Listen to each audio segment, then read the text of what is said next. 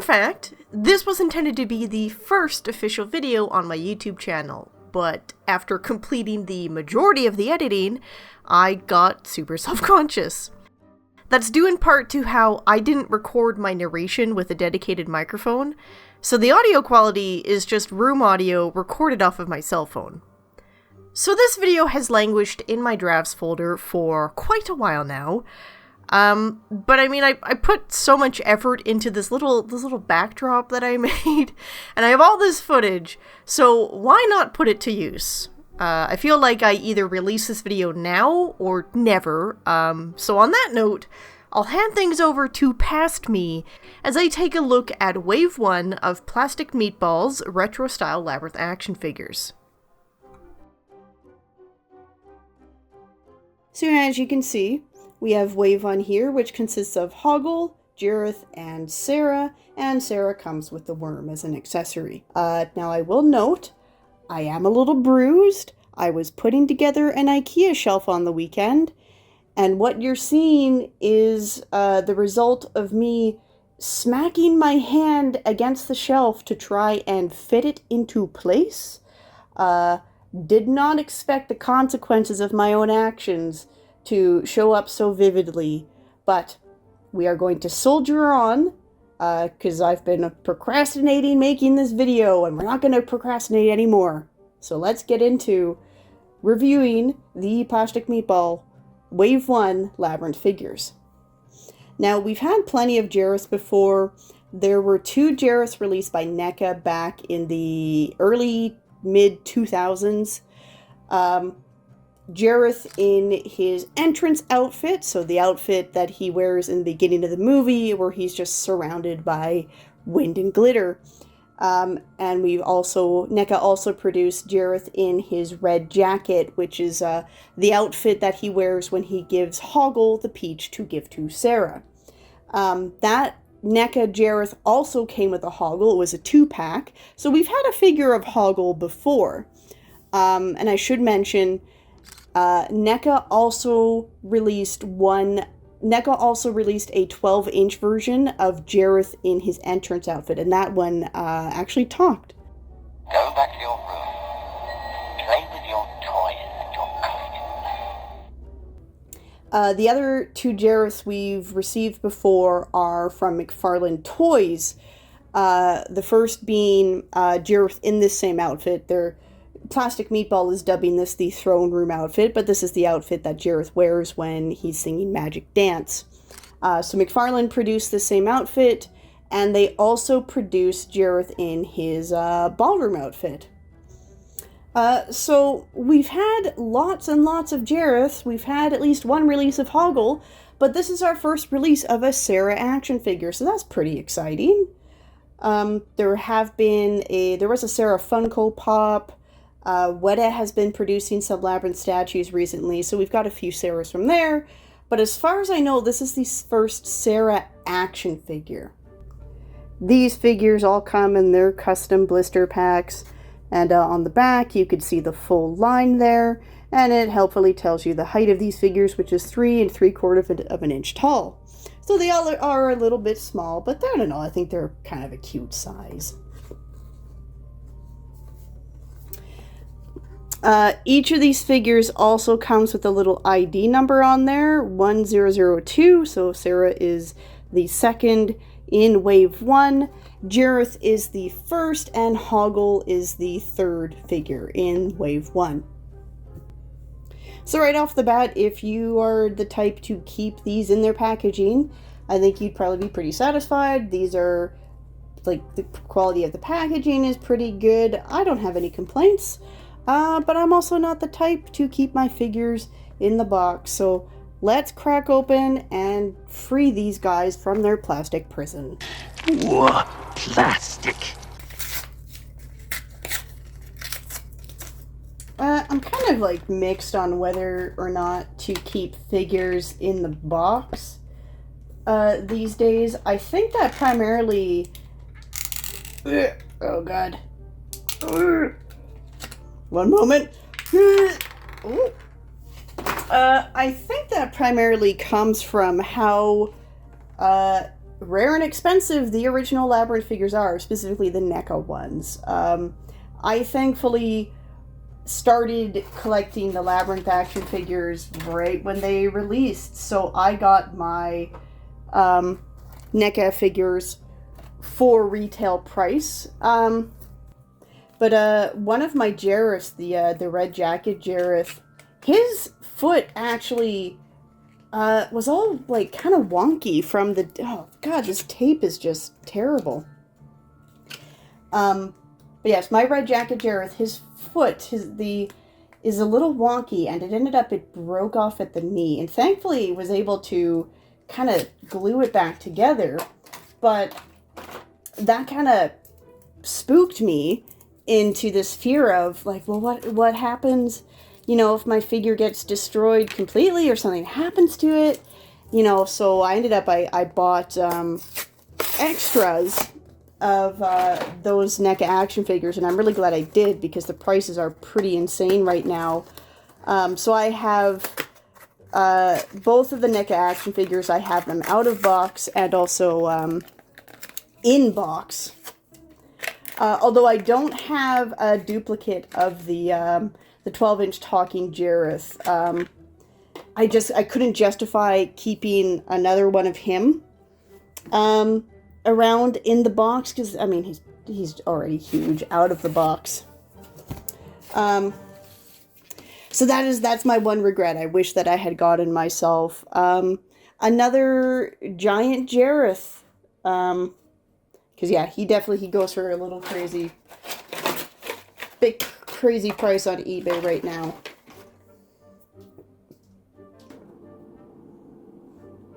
Alright, so let's start looking at the figures here. So everyone has the same basic 5 points of articulation. The legs can move at the hips, the arms can move at the shoulder, just swivel around there.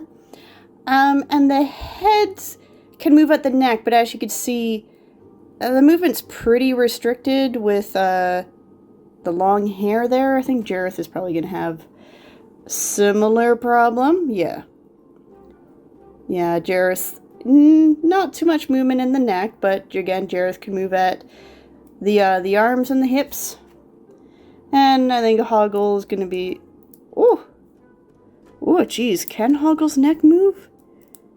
I guess it can. It's just, yeah, I thought Hoggle was going to be in the clear because he doesn't have any long hair to get in the way, but it's definitely, yeah, I could feel it shifting a little bit. Yeah, I don't know. I almost wonder if that's maybe paint causing it to stick together. I don't really want to force it to find out, so I guess my Hoggle will just have to stare steadfast forward at all times. But Hoggle, of course, can move at the arms and legs too. Whoop. And he can balance pretty good. Alright. And the worm is just a giant plastic hunk. You know, no articulation whatsoever. I find it's interesting. The worm is always paired with Sarah. I guess it's probably just there's no other way to really justify releasing him. It's not like he's going to come with Hoggle or anything, you know? Oh, I mean, actually, that'd be kind of... Their color schemes work together pretty well with how orange Hoggle is and how nice the blue is. That looks really cute. But sadly, no friends for you, Hoggle. Yeah! Whoop. As you can see, the Peach is pretty small. I feel like this is one of those things probably going to get lost immediately. Ugh. This is where I get self-conscious about my beat-up fingers. Anyways. Oh, this is one thing I wanted to try out. So Sarah comes with the Peach, but as you can see with her arm, she can't really, she can't really turn her arm to hold the Peach. So where do you just try and balance it? Yeah, I'm not a fan of the Peach accessory. Of course, it's very... I understand why they went with one, but I would rather she have an item that she could hold. Like maybe if she had the little red book because then you could just slot it into her fingers, and I think it'd be a lot easier holding that. Jareth, though, I think he's going to be able to... Yes, there we go. Jareth can at least hold his, Oh, let me get my fingers out of your face, Jareth. Jareth can at least hold his riding crop. And I think he could probably hold it. Oh, can I actually... Oh, okay, I thought it was maybe going to be interchangeable with his hands, but it looks like it's mostly... Yeah, I guess because the, might help if I positioned... YouTube is hard. Yeah, I guess because the, ruffles on his, other hand kind of blocks his palm a bit. He could really only, hold...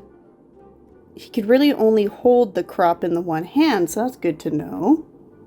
But at least he could hold it. Noggle doesn't have any accessories, which I think is kind of a bit of a waste. I think I would have liked it if he maybe came with his sprayer, his fairy sprayer. I think that would have been cute. You probably could have just molded his hand with a bit more of a curve to it to hold the fairy sprayer. Or maybe, you know, if he came with a little fairy, just a little downed fairy that, you know, could lay on the ground like it was felled by him. Actually, can Hoggle hold the peach? Oh, oh no. Okay. Peach almost rolled underneath my stove. Yeah, I'm gonna say no. I don't think Hoggle... I mean, you could balance it a bit better on his arm than you could Sarah's, but Hoggle can't hold the peach either. Yeah, so I don't really like the peach accessory. Otherwise, though, like, these figures are pretty dang cute. You know, like... The sculpt is pretty good. Obviously, the paint app is very simplified. And I mean, even the sculpt is simplified too. But that's kind of the point, and that's kind of the beauty of these retro-style figures. They're not meant to compete with someone like McFarlane Toys, who could do these highly articulated, super realistic figures. Because Plastic Meatball is just a little indie company that does stuff like this. So there's no way they'd be able to compete with the level of articulation and quality of the McFarlane Toy stuff. So they have to get creative and work within their limitations, and what they do are make these retro style action figures that really appeal to your nostalgia. Like, there's things that I could say about these figures, you know, like, as you can see, Hoggle has like his paint application for the strap of his shirt. It's really wide. Again, I need to... but you can see there's that paint app there, and it is not remotely close to where the leather strap is, which kind of bugs me, but at the same time, in a retro-style action figure, that's absolutely the type of thing you would see. Mismatched paint apps. Similarly with Sarah. You know, Jennifer Connelly, in the movie, she's a very dark brunette. Like, her hair almost is black, or at least very close, too. So when I first saw this figure, I was admittedly a little thrown off by how light her hair was. But it makes more sense when you realize that the paint apps on her vest are the same shade of brown. You know, and so again, that feels like something that'd be very true to an action figure released in the 80s. They're not going to want to have a bunch of different paint apps for one figure. They're going to try and find ways that they can... oh, bumped the camera. They're going to try and find ways to try and reduce the amount of paint apps that they need. And I just realized you can just kind of barely make out, there's Sarah's little tiny brooch on her vest. Oh, come on, camera. Oh, it's so hard to focus. How do YouTubers do this? yeah, they're just a little tiny brooch. You could just perfectly, most of the times they're going to be perfectly hidden by her hair. That's a bit of a bummer, but...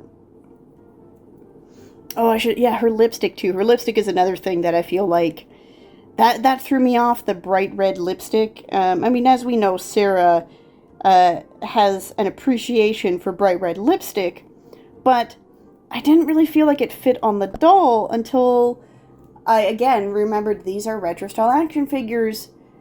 I could absolutely see, you know, this feels true to the olden toys of yore, where, I mean, heck, toys even do this to this day too. Sometimes they're not careful about what paint apps to use, and they would just, you know, whatever looks good for the toy, that's what they would slap on. Ooh. I think Jareth is pretty good too. I mean, I don't have much more to say. Oh, my Jareth, oh, he's got a little mark on his chin. Oh, I wonder if I could get rid of that with an eraser. That's a bit of a bummer. But as you can see, they tried to, so David Bowie, I mean, any fan of Labyrinth probably knows, David Bowie has, mismatched pupils. So one pupil was way more dilated than the other, and that's what gave him, his iconic look. They've tried to replicate it as best they can in, 3 3/4 of an inch height. So they did give him 2 noticeably different colored eyes. If you want to start a fight on a David Bowie centric forum, talk about his eye color, because as far as I know, the truth is that his eyes were the same color, his eyes were blue, but the pupil is what, the fully dilated pupil on the one side gave it the appearance of being a different color. But that said, there are several Bowie albums that show Bowie's eyes with 2 different colors. So even if it is supposed to be that his eyes were the same color, they definitely leaned into the idea that he had mismatched eyes. So yeah, again, if you want to start a fight, just start asking about what David Bowie's eye color was, and you'll have people jumping in. No, his eyes were the same color. No, his eyes were different. Yeah. Anyways, back to these figures. A lot of fun little detail on there in the sculpt. I love that Jareth's pants are fully sculpted. I think with these figures, while they're meant to be, again, their paint application, they're meant to be very simple and very stylized. It would be fun if you repainted them to have a bit more detail, even if you added just a wash that got in the recesses of the sculpture to bring out the detail even further. I think that would look pretty cool. But and I mean, these figures are fairly cheap. They're $15 each, was, I mean, pretty decent compared to some of the prices out there. So I don't know, I might pick up another set of these and maybe just have them to play around with, repaint one day if I ever feel brave enough to attempt that. But I think in general, if you're a fan of Labyrinth, I think I would recommend these figures. I don't know, I think they're just a neat little novelty. I love the idea of a retro style. I would love to see there be future waves. Imagine if we got a little Ludo in this style. Wouldn't it be so cute?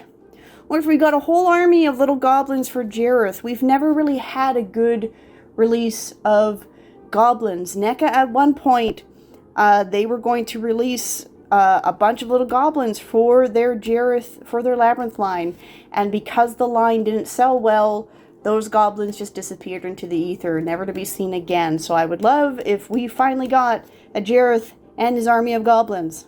So yeah, again, I'd highly recommend these figures. You could get them from Plastic Meatball directly on their website. And I think with that, I'm gonna call it quits. Thanks for bearing with me as I stumbled through this video and became very self-conscious about the state of my hands. Yeah, I think maybe that's the secret. YouTubers need manicures. Not that I want to be a YouTuber, but I just don't want people making fun of my gross hands in the comments. I don't want to see it.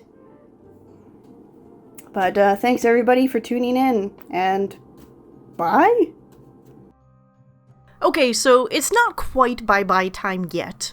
Present Me wanted to jump in and point out that in the time since I filmed the review and unboxing of Wave 1, Plastic Meatball has teased Wave 2 of their Labyrinth figures, with this shot of Didymus and Ambrosius.